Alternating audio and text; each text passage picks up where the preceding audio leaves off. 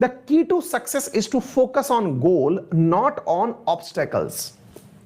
पढ़ाई के समय पर या दुनिया में जब भी आपको ग्रोथ करने का मन करे कि मैं इस दुनिया में कुछ आगे बन के निकलूंगा, तो आप अपने लक्ष्य पर फोकस करें, साथ में फोकस करें अपने गोल्स पर। और सबसे बड़ी मतलब गोल्स पर फोकस करते समय एक बहुत बड़ी जो दिक्कत आती है वो भी मैं आपको बताऊंगा, और ऑब्स्टेकल्स को नजरअंदाज करें। इस बात को थोड़ा गंभीरता से समझना काफी महत्वपूर्ण बात है।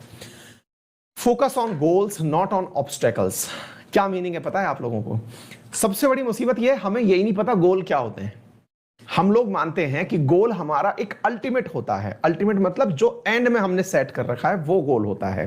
सबसे पहले तो मैं आपको छोटी सी भाषा में यह बता दूं कि गोल कभी भी अल्टीमेट गोल है, उसे प्राप्त करने का तरीका वो नहीं होता है जो आप फॉलो कर रहे हैं। बोले फिर आप बताइए तरीका क्या है? मैं बताता हूं, और जितने भी सक्सेसफुल लोग हैं उन्होंने इसी तरीके को फॉलो किया है, इसकी भी मैं आपको गारंटी देता हूं।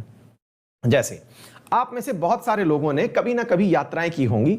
यात्रा के समय तो हम उन चीजों को फॉलो करते हैं, लेकिन जीवन यात्रा में भूल जाते हैं। मैं उदाहरण के रूप में आपको बताऊं कि यदि किसी व्यक्ति को दिल्ली से जयपुर की यात्रा करनी है, तो दिल्ली से निकलने के बाद जयपुर उसको जितने भी किलोमीटर 250 के आसपास किलोमीटर पड़ रहा है, तो ऐसी स्थिति में वो डायरेक्ट एक कदम दिल्ली में रख करके दूसरा कदम जयपुर नहीं रख सकता। भगवान नहीं है वो कि एक पैर यहां टिकाया दूसरा पैर कहीं और टिका दिया। लेकिन वो जब निकलना शुरू करे और वो ये टारगेट करे कि मैं दिल्ली से निकलते ही गुड़गांव इतने बजे तक पहुंचूंगा, गुड़गांव से निकलने के बाद में मैं भिवाड़ी इतने बजे तक पहुंचूंगा, कोटपुतली, बहरोड और जितने भी बीच में पड़ने वाले जो छोटे छोटे स्टॉपेज हैं उन्हें दिमाग में लेकर के अगर वो चले, तो निश्चित ही उसे यह पता चल जाएगा कि वो जयपुर कितनी देर में पहुंचने वाला है। नंबर दूसरा, वो शुरू तो कर दिया लेकिन सही दिशा में है यह भी उसे पता चल जाएगा। ऐसा थोड़ी है कि गाड़ी उठाए जहां सड़क दिख रही है उस पर निकल गए, पता चल रहा है दिल्ली से कई सड़कें निकल रही हैं, आप किसी भी सड़क पर निकल गए। अर्थात आपको अपने डेस्टिनेशन तक पहुंचने से पूर्व आपको अपने लिए रास्ते में कई छोटे गोल्स भी बनाने होंगे। छोटे गोल्स का मतलब यह नहीं है कि यूपीएससी की तैयारी में निकले तो चलिए बैंक की नौकरी पहले निकाल लेते हैं। नहीं, आप यूपीएससी की तैयारी में निकले हैं, आपको पता है कि इस तैयारी का मतलब है 100% सिलेबस तैयार होना। 100% सिलेबस एग्जाम जब देने जाएं तब तैयार हो। लेकिन याद रखिएगा वो 100% एक दिन में नहीं होगा।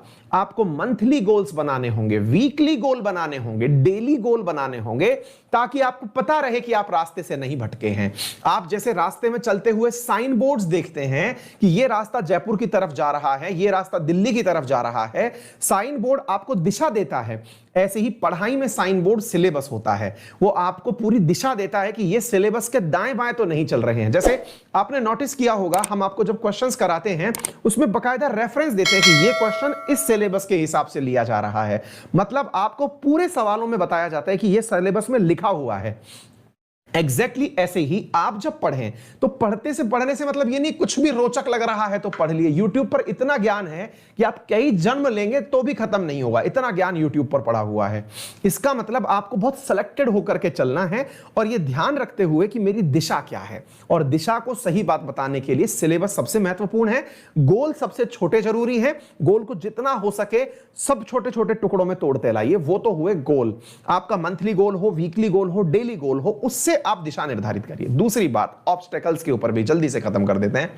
ऑब्स्टेकल्स की बात समझना और यह बहुत महत्वपूर्ण है साथियों। हम में से बहुत सारे विद्यार्थी ऐसे होते हैं और मैं भी आप में से एक रहा हूं, जो कि पढ़ते समय ना हमको वो चीजें नजर आती हैं जो हमारे पास नहीं है। जैसे आप पढ़ने बैठे, आपने आज मन बना रखा था कि भाई मैं पेन से बढ़िया सुंदर सुंदर राइटिंग लिखकर पढ़ूंगा, पता चले आप पढ़ने बैठे आपकी टेबल पर पेन ही नहीं है, वो वाला पेन गायब है जिससे आपको लिखने का मन था। अपना कई बार मन करता है ना, स्टूडेंट्स का क्या है, अपना ही तरह का मन होता है कि इस पेन से लिख के पढ़ना है, पेन ही गायब है साहब। अब पेन गायब है, आपका मूड एकदम खराब कि यार फुल मूड खराब हो गया।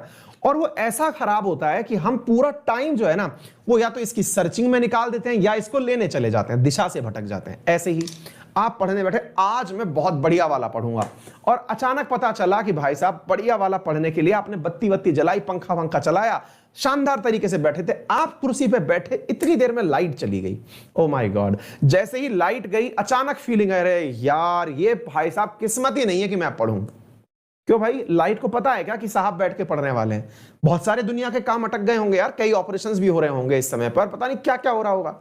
आपकी पढ़ाई के लिए थोड़ी ना पूरी सृष्टि जो है वो आपके खिलाफ कार्य करने के लिए लगी हुई है। हम में लेकिन ये मुसीबत होती है। मेरा आज भूगोल मतलब ज्योग्राफी पढ़ने का मन है, मैं किताब के लिए बैठा, अचानक याद आया शेट यार वो तो मेरा दोस्त लेके चला गया था, अब मैं क्या करूं, आज की पढ़ाई कैंसिल। ये जो मनोस्थिति है इसे सुधारिए। विद्यार्थी को पढ़ना होना चाहिए और परिस्थितियों से एडजस्टमेंट उसकी सबसे जबरदस्त नेचर होनी चाहिए। कोई बात नहीं, पेन नहीं है ना, कोई बात नहीं, बिना पेन के पेंसिल से पढ़ लेते हैं, दूसरा पेन मिल गया उससे कल पढ़ लेंगे। मन को अकोमोडेट करिए, इतने रिजिड मत बन जाइए कि आपको पढ़ने में मुसीबतें आने लग जाएं। ये बहुत ही प्रैक्टिकल और बुनियादी बात बता रहा हूं। यदि आपके साथ भी ऐसा होता हो तो जरूर इस दूरी से बाहर निकलिए और पढ़ने पर फोकस करिए। चलिए साथियों,